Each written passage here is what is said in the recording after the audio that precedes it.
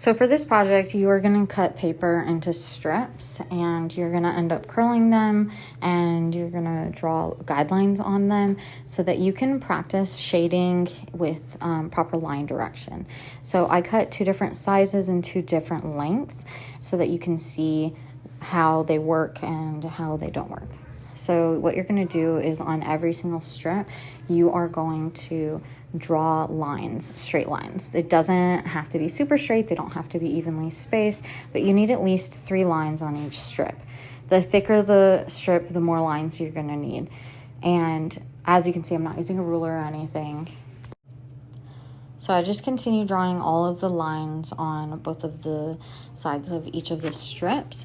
And the smaller strips are a little bit more difficult to draw the lines, but the smaller strips actually work better for me. So if you feel like it's too hard to draw the lines on the smaller strip, what you can do is you can do a large, thicker strip, and then you can end up cutting it. And I'll show you that in a minute.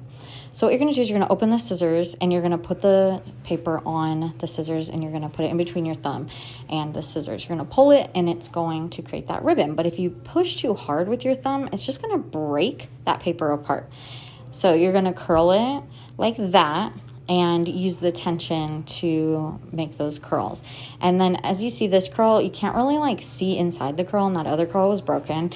So what I like to do is I pull them apart and I realize, okay, hey, you know what? These thicker strips, they don't really work as well as the thinner strips, because the thinner strips, you can have more spaces in between all of the curls and the little loop-de-loops. And if you cannot figure it out with the scissors, you can just do it like I just did right there, where you wrap it around a pencil, okay? So I like to then choose my favorite curls, and then I take a picture of it, and then I am just going to draw based on what I see with the picture. So you're just going to draw all of the flat shapes. So don't think of it as trying to draw a 3-dimensional object onto a flat paper.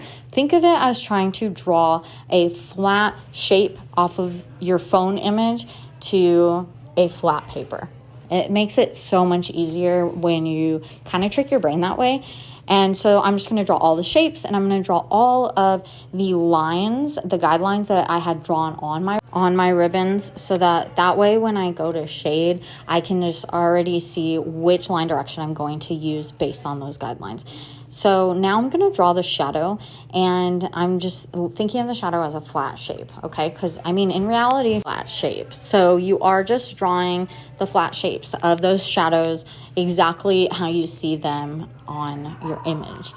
So then what I'm going to do is I'm going to kind of sketch out where all of the different values are going to go, so that when I go to shade, I know how big each chunk of value needs to be.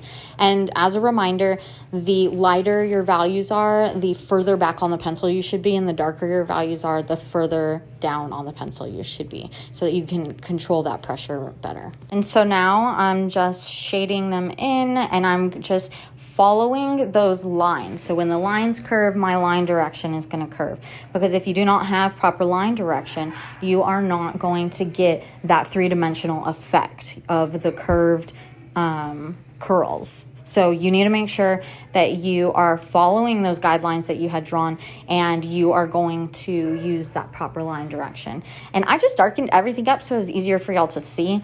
So here I am just shading in other values again and making sure that I leave the area that I had blocked off for that light shining through. I leave that white.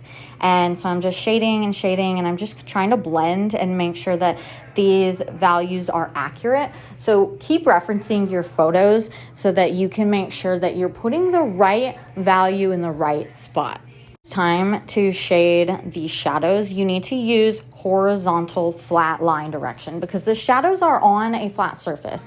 They're on the paper, on the table. Shadows are not 3-dimensional. Do not use curved lines on the shadows. Again, shadows need to have flat, horizontal lines. Also, make sure that you are blocking out the different parts of the shadow that are different values, because the shadow is not all one value. Some parts of the shadow are going to be really, really dark, and some parts of the shadow are going to be fairly light. So please make sure you are blocking out the areas that need to be dark and light so that you're not mixing them up. Okay, so now what I'm just going and doing is I'm adding those finishing details. I'm blending. I'm making sure that all of the values are blended together and it looks natural. It looks like how I took that picture of the actual real ribbon curl. Okay. And so then now for the second one, I'm just going to draw all of the shapes and pretend like they're flat shapes from the photo. But instead of doing the guidelines, I'm going to not draw the guidelines on this one. So I'm going to draw all of those shapes and I'm going to make sure everything is the right shape. And please make sure if something's not right, then you double check it and you erase it. I am 1000% okay with erasing if you realize that something is not right. Okay. And erasers are awesome. So use them, please, and don't crumple up your paper and waste paper. So now I'm just drawing the shapes of the shadow, and don't forget that the shadow is horizontal flat line direction and that the shadow is not all one value. Each part of the shadow is a different value depending on the way that your photo was taken and the way that your paper curls were lit up with your light.